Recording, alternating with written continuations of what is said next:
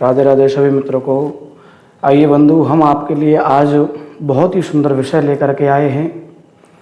श्राद्ध पक्ष को लेकर के आज हम चर्चा करेंगे कि श्राद्ध पक्ष में क्या करें क्या नहीं करें। बहुत महत्वपूर्ण विषय है, इसलिए सभी आप लोग पूरी वीडियो में बने रहें, ध्यानपूर्वक पूरी वीडियो सुने और श्राद्ध पक्ष विधि विधान से करके अपने पितरों को प्रसन्न करें। जो श्रोता नए हैं वो इस चैनल को सब्सक्राइब कर रहे हैं, वीडियो को लाइक करें और ये जानकारी सभी भक्तों तक, सभी श्रोताओं तक पहुंचाएं, इसलिए इसको शेयर भी ज़्यादा से ज़्यादा करें। आइए वीडियो को प्रारंभ करते हैं बंधुओं। सबसे पहले जानते हैं कि पितृ कौन होते हैं। बहुत ही महत्वपूर्ण विषय है कि बहुत लोगों को अभी मालूम नहीं है कि पितृ कौन होते हैं। बंधुओं, हमारे पूर्वज जो मृत्यु को प्राप्त हो चुके हैं उन्हें ही हम पितृ कहते हैं। दादा, परदादा, पिता, माता, दादी, परदादी इत्यादि हम इन सबको पितृ ही कहते हैं। और इनकी प्रसन्नता के लिए, इनकी पूजा के लिए एक विशेष समय निर्धारित किया गया है जिसको हम श्राद्ध पक्ष कहते हैं। ये भाद्रपद पूर्णिमा से लेकर के आश्विन अमावस्या तक मनाया जाता है। 16 दिन का ये पितृपक्ष, जिसको श्राद्ध पक्ष हम कहते हैं।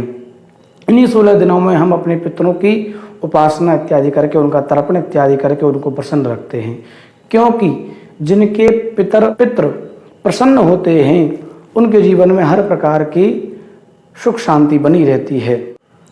और जिनके पितर प्रसन्न नहीं होते हैं या फिर जिनके घर में पितृदोष होता है, ऐसे लोगों के जीवन में अनेक प्रकार की समस्याएं बनी रहती हैं बंधु। जैसे कि घर में ज़्यादा से ज़्यादा बीमारी फैलना, कभी कोई बीमार रहना, घर में धन की आमदनी कम और खर्चे ज़्यादा हो जाना, बच्चों का पढ़ाई में मन नहीं लगना, काम में, व्यापार आदि में रुकावट आना, उन लोगों की वंश वृद्धि भी रुकने लगती है। तो बंधु, इसलिए पितरों को हमेशा प्रसन्न ही रखना चाहिए। और विशेषकर श्राद्ध पक्ष हमारे पितरों के लिए बड़ा महत्वपूर्ण समय होता है। हम सहजता से अपने पितरों का तर्पण इत्यादि करके उनको प्रसन्न कर सकते हैं। तो आपके मन में अब प्रश्न उठ रहा होगा कि श्राद्ध कैसे करना चाहिए। तो आइए जानते हैं बंधुओं। जो हमारे पितर हैं, जिसकी मृत्यु जिस तिथि में हुई है उसी तिथि में उनका श्राद्ध करें, उनका श्राद्ध मनाएं। तिथि का बिल्कुल सही निर्णय करके ही हम उनका श्राद्ध करें। और प्रातःकाल, सायंकाल का जो समय होता है वो देवताओं का होता है और मध्याह्न काल का समय पितरों का होता है। उसी तिथि में विशेषकर प्रयास कीजिए कि मध्याह्न काल में हम वो श्राद्ध करें। तिथि से पूर्व एक दिन पहले शाम को ब्राह्मण को निमंत्रण करें। अगले दिन श्राद्ध वाले दिन ब्राह्मण को घर पर बुलाएं और विधि पूर्वक पहले पितरों का तर्पण करें। तर्पण में काले तिल, गाय का दूध और शुद्ध जल इत्यादि कुशा से हम दक्षिण की तरफ मुख करके पितरों का तर्पण करें। तदुपरांत हम अग्नि का भोग लगाएं। अग्नि में भोग लगाने के उपरांत महाराज पंच बलि करें। गाय को, कुत्ते को, कौवे को, चींटियों को, मछलियों को ग्रास निकालें, गौग्रास भी निकालें। पंच बलि निकालने के बाद महाराज ब्राह्मण भोजन कराएं। श्रद्धा से, प्रेम से ब्राह्मण भोजन कराएं। भोजन में मीठा अवश्य रखें। प्रेम से ब्राह्मण को भोजन कराने के उपरांत उनके पाद प्रक्षालन भी करें, आशीर्वाद लें चरण छू करके, और उसके बाद उनको वस्त्र, फल, दक्षिणा इत्यादि दे करके और प्रसन्नता से उनको विदा कर दें। जो पितरों का पक्ष है 16 दिन का, आप उसमें नियम पूर्वक रहें। विशेषकर विशेष ध्यान रखें कि 16 दिन तक हम क्षौर कर्म ना करें, बाल इत्यादि ना कटाएं, नाखून ना काटें और हम ब्रह्मचर्य का भी पूर्ण पालन करें। और श्राद्ध वाले दिन या फिर 16 दिन तक ही प्रयास करें कि इन सब्जियों को ना खाएं। बैंगन की सब्जी, लौकी की सब्जी, कटहल की सब्जी इत्यादि इन सब्जियों को भी हम ना खाएं तो बहुत अच्छा रहता है।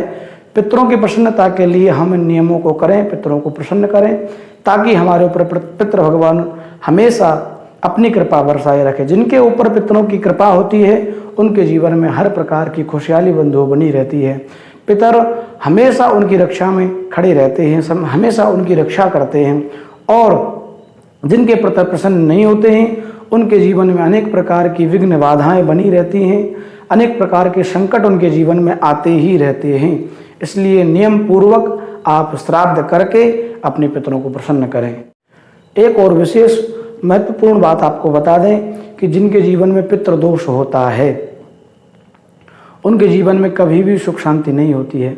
पितृदोष लगता क्यों है ये आप ध्यान से सुनिएगा कि जो अपने माता पिता का या फिर अपने बुजुर्गों का या फिर परिवार में आस पड़ोस में जहाँ भी सम्माननीय व्यक्तियों का सम्मान नहीं करता है, ऐसे लोगों को पितृदोष लग जाता है। जो मृत्यु के उपरांत अपने माता पिता का क्रियाकर्म विधि विधान से नहीं कराते हैं उनको भी पितृदोष लग जाता है। और जो श्राद्ध पक्ष में या फिर समय समय पर अपने पितरों का श्राद्ध विधि विधान से नहीं करता है उनको भी पितृदोष लग जाता है। और जो अपने पितरों की, अपने पूर्वजों की जमीन जायदाद संपत्ति को बेच करके अपना जीवन चलाता है उसको भी पितृदोष लग जाता है। तो बंधुओं, ऐसे दोषों से बचें और अपने पितरों को प्रसन्न रखें। जय श्री राधे।